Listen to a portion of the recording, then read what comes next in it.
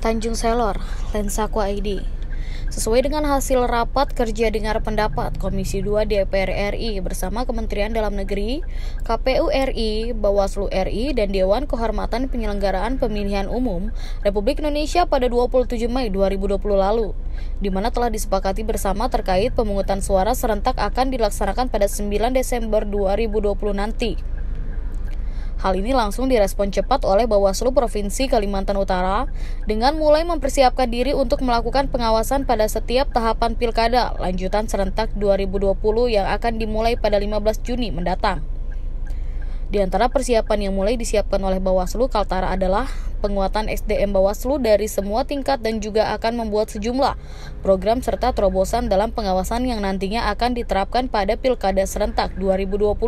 Jadi yang pertama, Bawaslu Provinsi itu sudah memperkuat peningkatan SDM di seluruh struktur yang ada.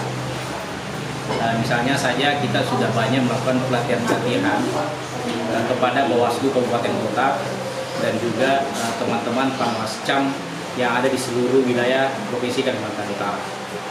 Nah, selain itu juga kita hari ini juga sudah mempersiapkan semua, misalnya berkaitan dengan perumusan kebijakan strategi pengawasan yang sudah sudah dirumuskan sama Bang Rustam, nanti mungkin akan disampaikan. Bawaslu sudah memprogramkan model teknologi yang nanti masyarakat itu tidak perlu datang ke Bawaslu untuk melakukan laporan.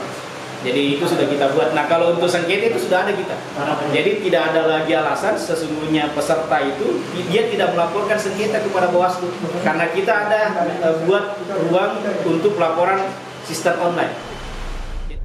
Selain itu, kesiapan anggaran dan pembahasan materi teknis pengawasan dan sengketa pilkada dalam tahap awal pencalonan akan segera disiapkan.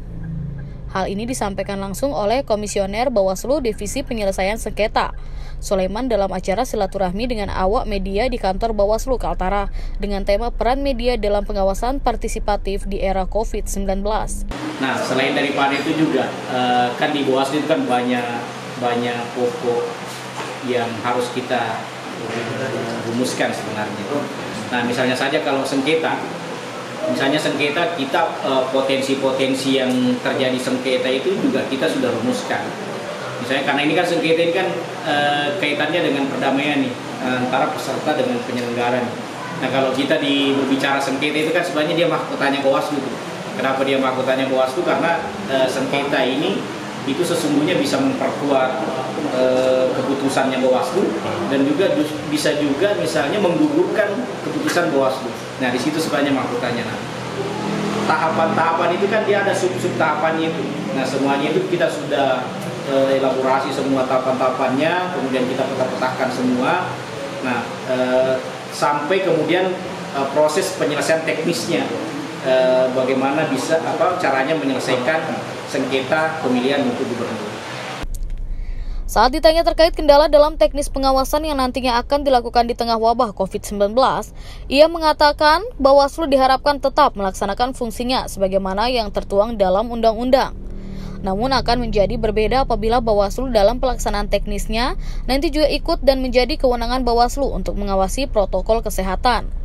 Namun kita tunggu PKPU-nya. Siapakah yang akan diberikan kewenangan untuk melakukan pengawasan protokol kesehatan dalam pelaksanaan pilkada serentak nanti? Tutup Sulaiman kepada awak media. Karena ini PKPU-nya belum lahir, sebenarnya ada dua yang menjadi bumerang sebenarnya buat kita nanti di situ sebenarnya. Berkaitan dengan kewenangan pengawasan protokol kesehatan.